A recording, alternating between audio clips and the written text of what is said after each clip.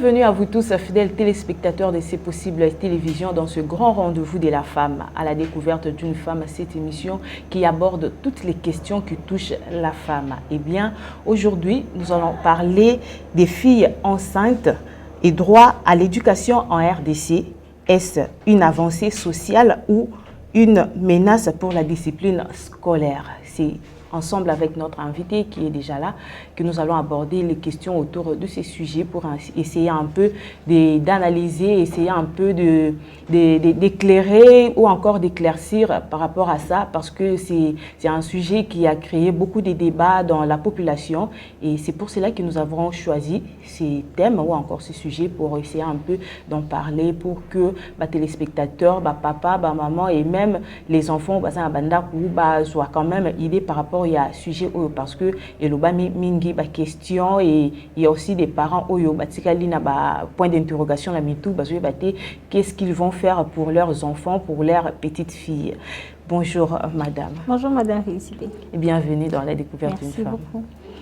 Eh bien, notre invité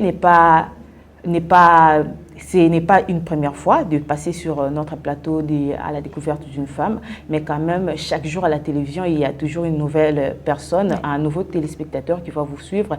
Si ça sera possible que vous puissiez vous présenter pour dire qui vous êtes et qu'est-ce que vous faites exactement. Oui, évidemment, je suis Raïcha Wimbo, je suis congolaise bien évidemment. Et je suis présidente de l'ONG Sauvons la Femme. J'ai plusieurs casquettes, mais je suis ici comme étant présidente de l'ONG Sauvons la Femme. L'ONG Sauvons la Femme est une ONG qui existe en tout cas depuis 2019 en RDC, à Kinshasa précisément. Nous travaillons pour le compte des femmes défavorisées, dévalorisées, notamment des femmes violées, des femmes prostituées, la jeune fille. Donc c'est dans ce secteur au fait que nous évoluons depuis 2019 par la grâce de Dieu. Présidente de l'ONG Sauvons la Femme, comment se porte l'ONG? Alors, nous évoluons, nous sommes toujours dans des activités, nous sommes toujours dans des initiatives. Depuis la dernière fois que vous m'avez reçu, nous avons eu à, en tout cas, mettre en place plusieurs autres formations que nous avons déjà offertes. Et nous sommes toujours dans le secteur du quartier Pacadjuma où nous évoluons avec les femmes qui y sont, avec les professionnels qui y sont. Et en tout cas, nous marchons sur des épines, mais nous évoluons par la grâce de Dieu. Est-ce que vous pouvez nous rappeler rapidement les objectifs de l'ONG Sauvons la Femme? Oui, l'ONG Sauvons la Femme est une ONG qui a pour but de pouvoir revaloriser la femme, de pouvoir travailler sur la réparation de la femme. Alors, nous ne réparons pas une déformation physique, mais nous réparons une déformation intellectuelle dans l'âme, parce que nous savons que l'âme, c'est le siège des émotions, l'intelligence et tout. Alors, nous réparons au fait ces femmes qui n'ont plus confiance en elles. Nous réparons ces femmes qui n'espèrent plus rien de Dieu ou encore d'elles-mêmes, qui pour elles, étant donné les conditions dans lesquelles elles sont ou encore étant donné ce qu'elles ont fait dans le passé, elles ne se voient plus demain avoir un avenir, elles ne se voient plus apporter quoi que ce soit de mieux pour la société, pour sa famille ou encore pour elle-même. Alors c'est vraiment sur ce genre de femmes que nous travaillons et notamment jusque-là, nous avons eu par la grâce de Dieu à travailler vraiment dans le secteur du quartier Pacadjuma à Kinshasa, dans la commune de Limité, qui est reconnue pour avoir des professionnels de, voilà, comme je suis à la télé, des femmes qui exercent cela. Alors avec ces femmes, nous allons nous apporter un message de revalorisation, de conscientisation. Notre message est basé sur le proverbe 31:10 qui dit qu'il peut trouver une femme vertueuse, elle a plus de valeur que les perles. Alors notre conscience de ce que nous avons reçu au niveau de la vision, c'est que les perles, ce sont des bonnes choses que les femmes nous aimons utiliser, mais à cette femme à laquelle nous nous adressons, nous voulons lui faire comprendre qu'elle vaut plus que ce que la société lui montre comme étant valeur, plus que les anti-valeurs, plus que les courbettes que la société lui apprend à faire, et que vraiment sa valeur, c'est par rapport à ce que le Seigneur l'a envoyé faire sur terre. Sa valeur, c'est vraiment par rapport à ce qu'elle doit faire pour sa destinée. Donc c'est vraiment ce que nous faisons. Et à cette catégorie des femmes, nous ne travaillons pas comme avec les femmes de Pacadjuma, nous avons des filles mères que nous encadrons aussi, nous travaillons avec la jeune fille, la femme globale en général, mais avec la catégorie des femmes du quartier Pacadjuma vers lesquels nous nous sommes vraiment penchés ces dernières années. Nous offrons aussi des formations. Elles ont jusque-là appris à fabriquer des détergents liquides qu'elles revendent actuellement, des soupes là aussi. Donc nous avons fait au moins 3 formations et qui les aident au fait, comme on le dit, les AGR, qui les aident à pouvoir non seulement elles apparaissent des choses faciles, mais elles peuvent commercialiser cela. Donc, une façon pour nous de les montrer qu'en dehors de ce que vous avez appris pour manger, vous pouvez gagner votre argent dignement en travaillant de vos mains, en faisant ceci, en pouvoir vendre. Et jusque-là, ça va. Merci beaucoup, Madame Raïcha, pour les objectifs de l'ONG Sauvons la femme. C'est depuis le 14 juillet que nous avons vu le circulaire du ministère de l'EPST et Nouvelle Citoyenneté qui interdit l'exclusion des élèves enceintes des écoles. Comment est-ce que vous avez reçu cette information? Ok, alors c'était des tonnerres, ça fait le buzz sur les réseaux sociaux, les gens se chapaillaient sur les commentaires en même temps. Alors moi, j'aimerais prendre position et j'aimerais vraiment préciser ma position.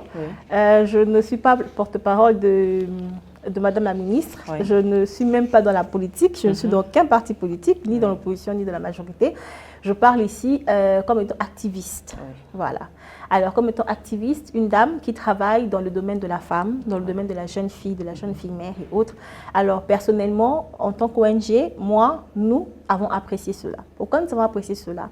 Vous savez, nous savons, une jeune fille, une élève qui tombe enceinte, déjà, la réaction, c'est soit dans la chasse de la maison, elle doit se retrouver dans la maison de son petit ami qui va continuer les études, elle ne pourra pas continuer, elle va arrêter pour reprendre l'année prochaine, encore que c'est atypique parce qu'elle peut ou ne pas reprendre.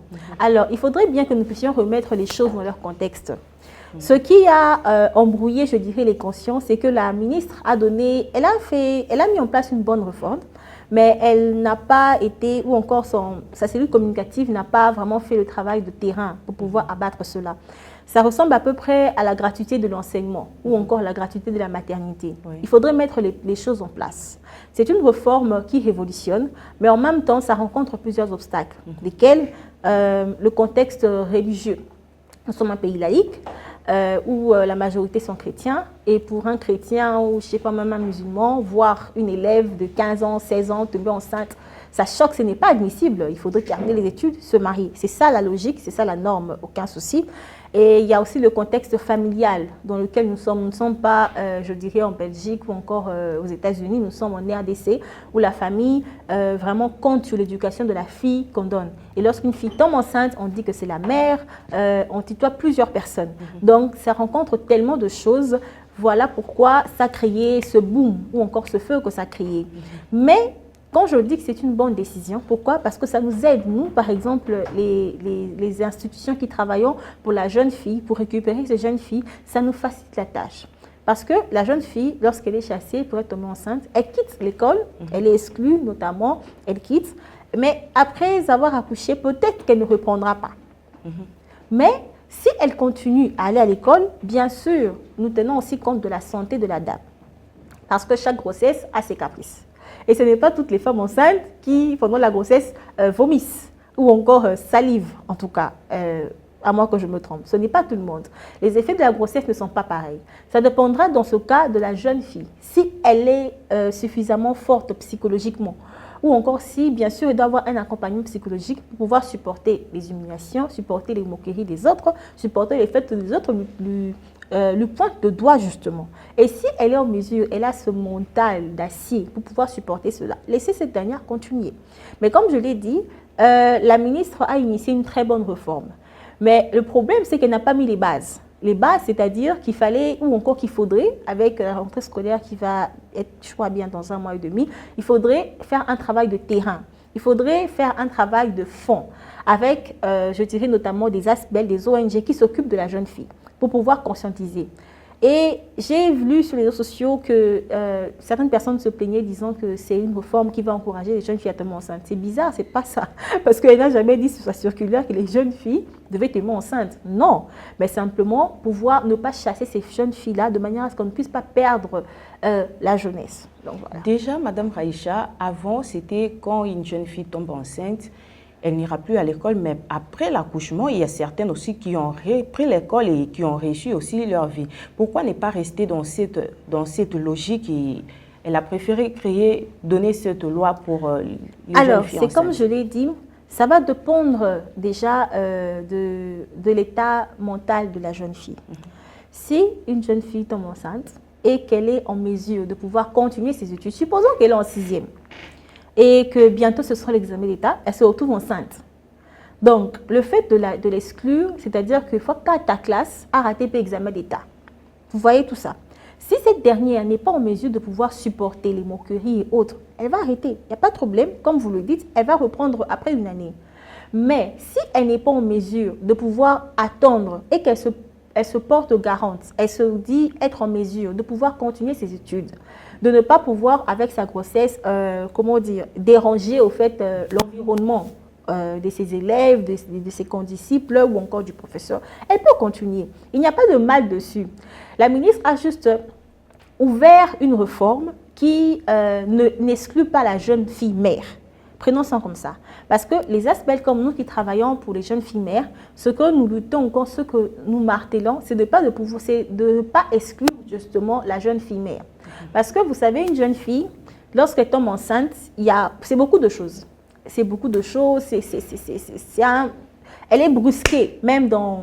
Elle n'était pas prête. Elle est brusquée même dans son mental, son âme est brusquée. Et face à ce choc ou encore à cet événement malheureux, elle peut vraiment être facilement désorientée. Voilà pourquoi vous verrez que la plupart, certaines filles qui tombent enceintes, jeunes filles mères, elle a eu un premier enfant, là, elle va gagner, Atikalipa, famille a le garçon, elle a eu un premier enfant et puis elle tombe encore enceinte, une troisième fois. Or, justement, le but des ONG comme nous qui travaillons pour la jeune fille, notre but est de pouvoir recadrer cette jeune fille lorsqu'elle tombe enceinte, que ça s'arrête là, qu'elle puisse revenir. Et lorsque nous parlons de revaloriser, encore de travailler sur l'âme de cette fille, c'est de pouvoir lui faire comprendre que tu es tombée enceinte, ok, c'est un faux pas de la vie, mais tu ne t'arrêtes pas là, tu vas te relever. Ne tombe plus enceinte, on va te recadrer, t'encadrer et t'aider à pouvoir refaire les choses, remettre les tirs en place pour pouvoir mieux faire. Et comme je l'ai dit, face à cela, la ministre, ou encore cette réforme, je parlerai de la réforme plutôt que la ministre, cette réforme n'oblige pas à la jeune fille enceinte de rester à l'école. Ça va dépendre, comme je l'ai dit, de celle-ci. Mais c'est juste une fenêtre qui est ouverte pour que cette dernière ne puisse pas se perdre. Pour permettre à cette dernière, si elle est psychologiquement forte, comme je l'ai dit, de pouvoir continuer ses études et de pouvoir terminer son année scolaire. Cette décision, Madame Raïcha, sur le plan éthique et moral, vous ne pensez pas qu'il y aura une influence sur d'autres élèves? Si, justement, voilà pourquoi au début je parlais du contexte. Parce que vous voyez, c'est une bonne réforme, mais qui trouve un contexte politique, je dirais social, religieux assez bizarre. Pas assez bizarre, mais contradictoire. Pourquoi? Parce que le contexte social, je parlais de la famille. Il n'y a pas une mère qui enverrait son enfant à l'école et serait désirante de pouvoir voir sa fille tomber enceinte. Non. On tombe enceinte, on a terminé les études, on est marié, on tombe enceinte, c'est ça l'honneur pour les parents, c'est ça l'honneur pour la société. Et le contexte religieux, je parlais du fait que nous sommes un pays laïque où, selon les religions, personnellement, je suis chrétienne, ne me l'invalidez pas, et selon ma foi chrétienne, tu n'es pas censé tomber enceinte sans être mariée. Donc, cette réforme est une réforme qui trouve tous ces obstacles-là, je disais encore, qui fera face à toutes ces choses. Et ça ne peut pas être facile. Et comme je le disais, face à une réforme pareille, il fallait aplanir les chantiers bien avant. Ou encore, peut-être bien avant, suivre l'application, en pouvoir associer justement les aspects, les ONG qui travaillent dans le domaine de la jeune fille, afin de pouvoir faire une campagne de sensibilisation auprès de la jeune fille, mais aussi auprès des écoles. Parce que à l'école, nous avons un cours que nous appelons l'éducation à la vie. Je pense que c'est dispensé jusqu'à présent, je crois bien, partout. Il faudrait prendre le temps de pouvoir expliquer cela à l'école, aux écoles, parce que les écoles n'ont pas beaucoup apprécié, c'est clair, c'est tout à fait normal. Il faudrait bien expliquer le point. Pourquoi est-ce qu'on a mis cela en place? Et cette réforme ne veut pas dire que si je suis à l'école, moi je suis enceinte, je suis élève, et ma condisciple à côté d'être tombée enceinte parce que je suis tombée enceinte, ça n'a pas de sens. Parce que les parents se sentent un peu gênés ou encore les parents s'inquiètent pour leur fille. Les parents va permettre que moi, nous, à tomber enceinte, à participer à la cour directement. Les autres filles aussi, au moins, c'est normal que je peux tomber enceinte et puis venir à l'école. Oui, je comprends très bien l'indignation, comme je l'ai dit. C'est tout à fait normal. Mais lorsqu'on permet à cette jeune fille de pouvoir étudier, on ne l'honore pas. Et on ne le privilège même pas. Parce que justement, comme je le disais, il faut tenir compte de la psychologie de cette dernière. si ce n'est pas une fille au mental d'acier, elle va arrêter. Donc, ce n'est pas évident que sur 10 jeunes filles, par exemple, que toutes les 10 ou encore même que 8 puissent tenir. Ce serait vraiment compliqué. Et comme je l'ai dit, il faudrait que cette réforme puisse être associée ou encore s'associer à des ASBEL, à des ONG qui travaillent avec la jeune fille. Parce que nous autres qui travaillons avec la jeune fille, nous avons ce message qui nous permet de pouvoir parler à la jeune fille, de ne pas dévier le chemin. Tu étudies par la grâce de Dieu, suis tes études, suis les paroles de tes parents et autres, et pouvoir encadrer et récupérer justement cette fille qui a déjà fait un faux pas dans la vie en tombant enceinte, pour pouvoir lui faire comprendre que c'est un faux pas. C'est là, c'est clair, ça ne va pas changer. Tu es devenue mère, mais c'est possible de pouvoir refaire, de mieux faire les choses. On va faire ceci, on va faire cela, on peut l'encadrer. Mais justement, pour que cette indignation sorte de l'esprit, je dirais, de l'école, sorte de l'esprit, je dirais, de la condisciple, de l'esprit de plusieurs, il faudrait que cette réforme soit accompagnée. Il faudrait vraiment qu'il puisse prendre le temps, que le gouvernement puisse prendre le temps, comme ça se fait dans notre pays, lorsqu'on met en place des réformes qui touchent au social, de pouvoir aussi intégrer ou encore associer les ASBEL, les institutions apolitiques qui travaillent dans ce sens-là. Comme ils ont eu à faire avec toutes les filles à l'école. Voilà. Nécessairement. Donc, ce n'est pas une petite réforme, c'est une très bonne réforme, mais ça nécessite une campagne. Donc, je crois que la rentrée scolaire sera bientôt. Je crois que ce serait vraiment très intelligent de la part de justement l'autorité de pouvoir initier une campagne, comme on l'a dit, toutes les filles à l'école, mais l'éducation pour tous, sous le label éducation pour tous, initier une campagne de sensibilisation par rapport à cette réforme, pour faire comprendre non seulement aux écoles, mais aussi aux parents le bien fondé, pour qu'ils comprennent. Parce que vous savez, ça a été lancé à la télé et sur les réseaux sociaux. Et les réseaux sociaux, les gens comprennent les choses comme ils veulent. Et plusieurs personnes en ont déduit ce qu'ils ont voulu, ce qu'ils ont voulu, tout ça. Et la désinformation, ça circule rapidement. Mais lorsque vous êtes une autorité responsable, le gouvernement en tant qu'autorité responsable devrait vraiment initier des sous-campagnes, des campagnes très efficaces sur le terrain, travailler sur le terrain parce que la jeune fille, elle est sur le terrain. Il faudrait aller directement vers la concernée, faire des campagnes, mener des campagnes vraiment adéquates avec un message clair pour pouvoir éloigner les équivoques. Vraiment, il fallait commencer par les campagnes de sensibilisation pour que les parents et les enfants comprennent par rapport à cette décision du ministre de l'EPST et de la nouvelle citoyenneté. Mais les parents s'inquiètent aussi parce que que déjà, ceux qui m'ont santé, ils auront déjà des honneurs. Maintenant, quand la ministre décide qu'il faut laisser l'enfant à l'école, quand l'école exclut l'élève déjà, c'est une façon de la corriger, c'est une correction au fait. Mettons que moi, on a des classes, donc c'est comme si on permet, on trouve ça normal, on laisse l'enfant aller étudier. Déjà, la décision, ils ont risqué de et enfreindre l'éducation à l'école. Alors, c'est comme je l'ai dit. Et d'autres personnes aussi demandent s'il y aura des salles de classe pour les femmes enceintes et les salles de classe pour les filles normales. Ça, c'est très grave. C'est comme je l'ai dit, c'est une réforme qui va rencontrer encore, qui rencontre beaucoup de barrières, plusieurs barrières, parce que la réforme, comme je l'ai dit, a été lancée, mais je comprends que le ministère de tutelle, justement, ne peut pas tout faire. Alors, elle devrait s'associer au ministère, par exemple, des Affaires sociales, s'associer au ministère, par exemple, du genre. Et ensemble, ces trois ministères, parce que ça touche justement aux trois caractères, devraient s'associer aux ASBEL. On ne peut pas avoir, dans une école, créer une salle de classe pour les filles enceintes. C'est comme si... c'est justement comme si on voulait encourager ou encore on voulait dire à la jeune fille, tombe enceinte. Non, ça n'a pas de sens. C'est dans la même salle de classe. Mais, comme je l'ai dit, cette réforme, il n'est pas question de pouvoir pousser les jeunes filles à tomber enceintes. Non, aucun gouvernement ne peut faire ça. Ça n'a vraiment pas de sens de pouvoir dire aux jeunes filles, tomber enceintes parce qu'on ne va pas vous chasser. Non. L'école est là pour éduquer et autres. L'école est là pour recadrer, punir aussi. Mais la punition, attendez, quand une jeune fille enceinte, c'est déjà une grande punition. Parce qu'on n'a pas totalement la garantie non plus qu'elle va terminer son année scolaire. On n'a pas totalement cette garantie. Le fait déjà d'être enceinte, d'avoir un enfant bientôt, c'est déjà une grosse punition. Elle a sa famille aussi pour la punir. Mais ce qu'on veut, c'est que l'école aide justement l'humain à avoir un avenir qui se dessine.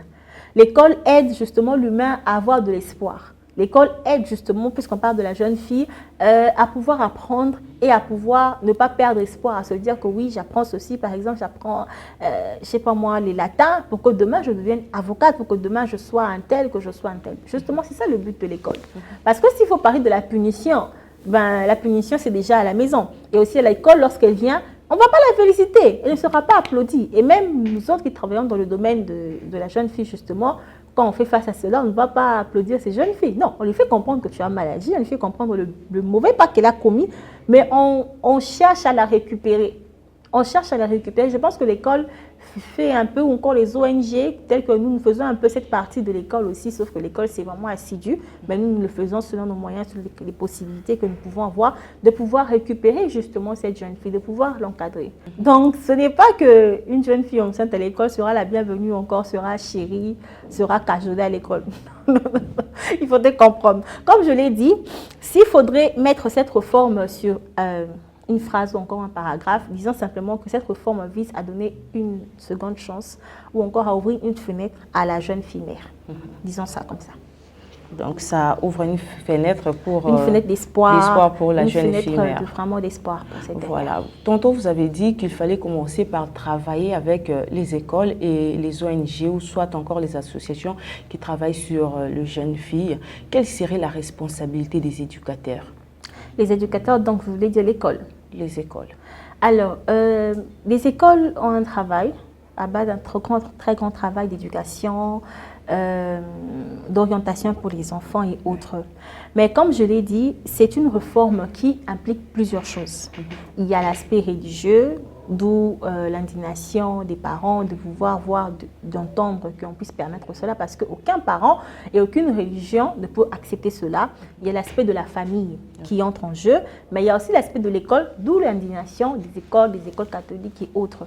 Mais les ONG, nous sommes en train justement aussi de jouer un rôle d'éducation encore. Nous sommes en train de reprendre ces filles, d'aider ces filles qui ne sont pas encore tombées à ne pas tomber justement, et à celles qui y sont déjà allées, de pouvoir comprendre qu'elles ne sont pas perdues, que c'est récupérable, que c'est un faux pas, mais c'est récupérable. Oui. D'où, lorsque, en tout cas, je ne sais pas si le gouvernement a prévu de pouvoir initier une campagne vraiment de sensibilisation dans ce sens, mais s'ils le font, en tout cas s'ils le font, ils vont pouvoir répartir les responsabilités ou encore les tâches. Il faudrait justement, par exemple, que le ministre de tutelle, en tout cas le ministère de tutelle, puisse faire venir, je dirais, les responsables des écoles, pouvoir les communiquer, les faire comprendre le bien fondé. Je ne sais pas si ça a été fait en avant, mais de pouvoir les faire comprendre le pourquoi. Après que l'école ou encore que les responsables, les professeurs aient compris, alors ils pourront faire venir, par exemple, aussi la société civile, ils pourront faire venir vraiment initier des campagnes ensemble. Parce que s'il faut parler de cela, une ASBEL ONG ne va pas réunir des élèves à la maison. Il ira justement dans les écoles. Donc si, comme je l'ai dit, cette réforme est faite avec une association du gouvernement et les aspects et autres, ça fera que justement les ONG telles que nous irons directement dans les écoles, directement vers les concernés dans les écoles et nous battrons campagne là-bas. Donc ce sera un travail vraiment d'achève. Voilà, donc il faudrait que le gouvernement travaille avec les écoles et les associations pour essayer un peu de sensibiliser les élèves et les parents en même temps pour comprendre sur cette décision. Madame Raïcha, les parents mosusu balobi que le gouvernement na biso balingaka copie-coller mingi. Okay. Certainement qu'ils ont copié quelque part cette décision. Est-ce que vous avez une idée par rapport à l'étranger, à d'autres pays? Comment est-ce que ça se passe si une élève tombée enceinte pendant l'année scolaire? En tout cas, sincèrement, non, je n'ai pas fait de recherche dans ce sens-là. Et est-ce que Balinga a vraiment copié-collé? Bon, après, il faut savoir que le copier-coller, il a pu m'embêter. Mais ma copie a si c'est quelque chose de bien, qui a réussi quelque part, c'est bon. Mais comme je l'ai dit, en tout cas à 80%, ces contestations sur les réseaux sociaux sont parties de la désinformation. La désinformation, justement, qui a découlé du fait que c'est une réforme qui a été lancée sans mettre des bases. Si les bases étaient posées, s'ils avaient eu le temps, en tout cas, de pouvoir réunir toutes les parties concernées, je dirais les majeures parties concernées, pouvoir bien expliquer les choses, nous ne serons pas retrouvés dans tous ces bazars.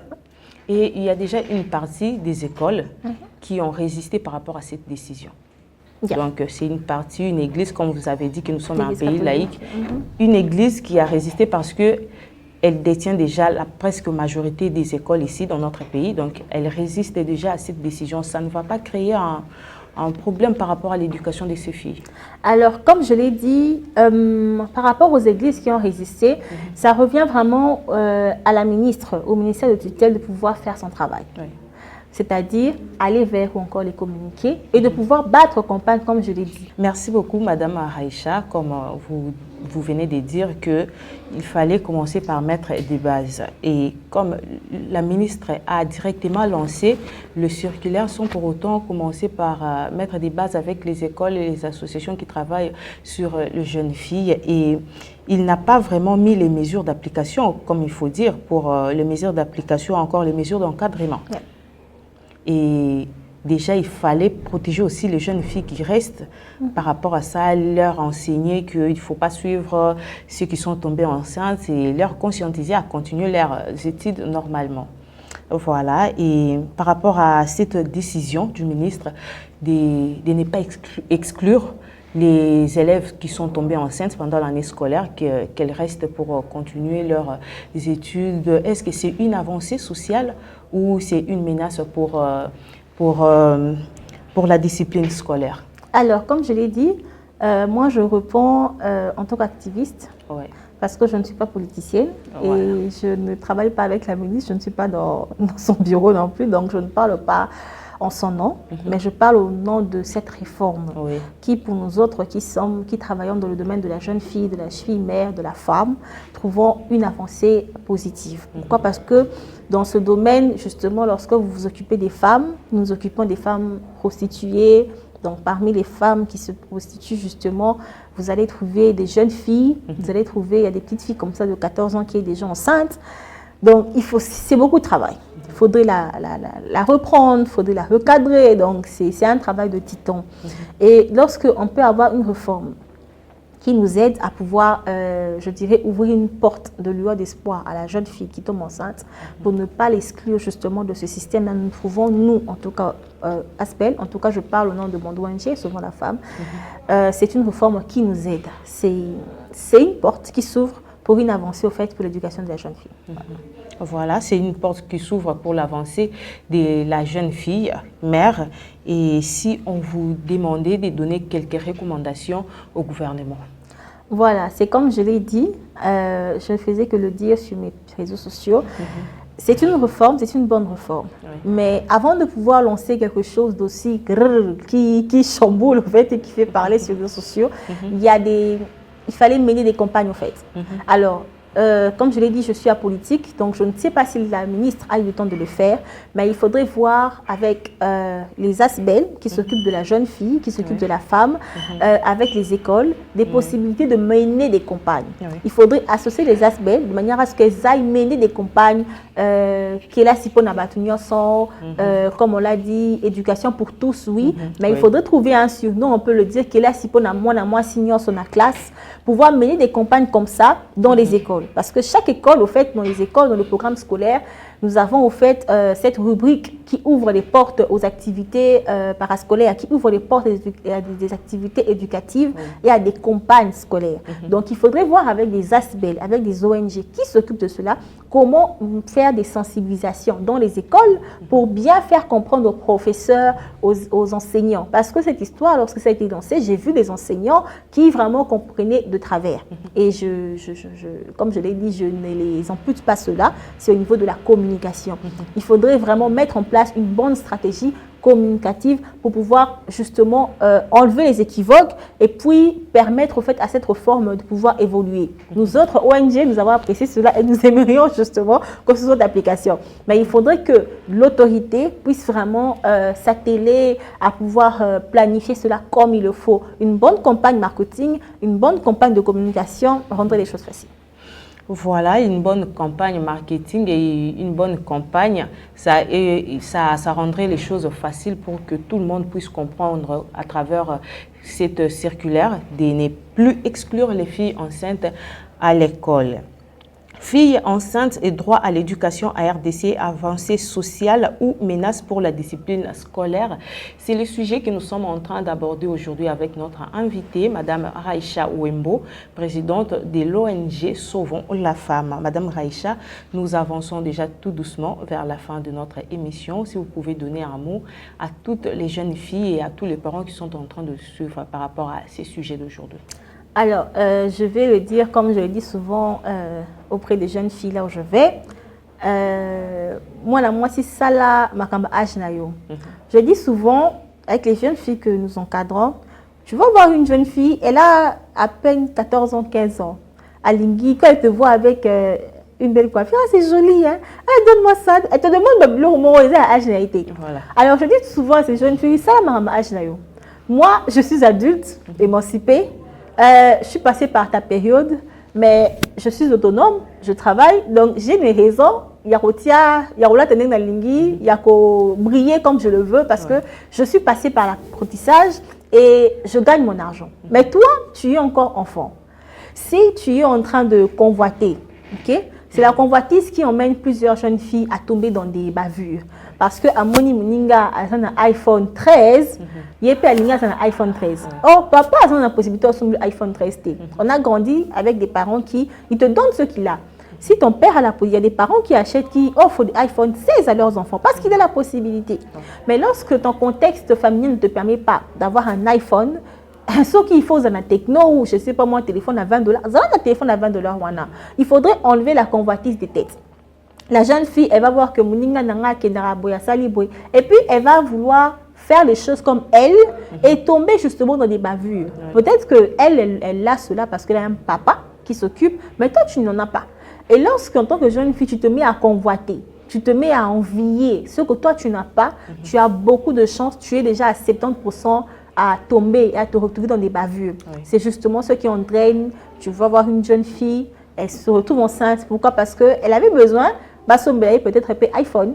Elle avait besoin, je ne sais pas moi, Vietnam, si je peux le dire. Mais ça, il y a âge. Étudie, tu es élève, tu es étudiante, étudie, tanga, reste avec ce que tu as. Suis vraiment le chemin du Seigneur, si tu es chrétien ou je ne sais pas, suis le chemin des études dans ce que tu fais. Et avec le temps, toutes les choses qu'on trouve canon aujourd'hui, demain, c'est plus rien. Demain, c'est plus rien. Voilà pourquoi la Bible dit, elle a plus de valeur que les perles. Les perles, justement, c'est ça que nous convoitons, que nous envions chez les autres. Il faudrait toujours avoir en tête que, oui, j'aime bien ça, je n'ai pas les moyens. Pour avoir cela, on me propose, par exemple, de sortir avec un sugar daddy, si je peux le dire, mais je vaux plus que ça. C'est du matériel, ce sont des petites choses. Je vaux plus que ça. Quand tu marches avec cette conscience en tête, ça va t'épargner de beaucoup de bavures. Voilà, moi aussi, jeune fille, Salamambouya Ajnayo. C'est par ces mots que nous mettons fin à cette émission. Merci Madame Raïcha pour votre disponibilité. Merci. Malgré que vous êtes vraiment occupée, mais j'ai essayé quand même de vous convaincre pour tourner cette émission. Et merci une fois de plus. Merci. Et bien fidèles téléspectateurs, nous sommes arrivés à la fin de notre émission d'aujourd'hui. Merci à vous tous que nous avez suivis. Nous avons parlé des filles enceintes, droit à l'éducation à RDC, avancée sociale ou menace pour la discipline scolaire. Merci à vous tous que nous avez suivis. Merci à cette grande équipe technique qui est toujours là pour la réalisation de cette émission. Quant à moi, je vous dis au revoir et à la prochaine.